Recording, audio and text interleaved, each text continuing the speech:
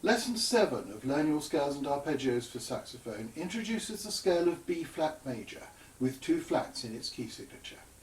The fingerings required for this scale are shown in the worksheet for this lesson, which you have downloaded from plansavemusic.com. It is important that you follow all the instructions on this worksheet, as this video will not cover all that is required by itself. Once again, you are advised to use the side key fingering for B-flat in this scale. B-flat is the most commonly occurring of all the flats, and it is important to be able to include the side key fingering smoothly in your work.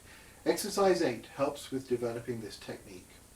The fingering for E-flat is illustrated, and exercise 9 assists with the coordinations involved with using this fingering.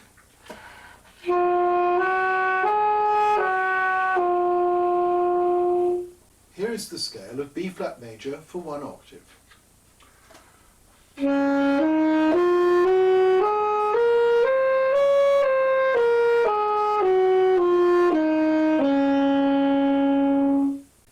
the arpeggio of B-flat major, a different fingering for B-flat makes smooth execution much easier.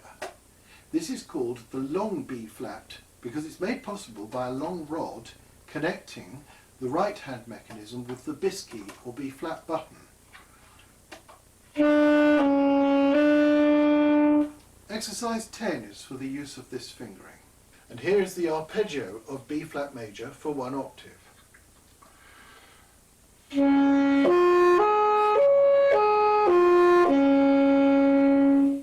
Practice Plan 7 requires you to repeat exercises 8, 9 and 10 each day, as well as drilling 6 scales and arpeggios.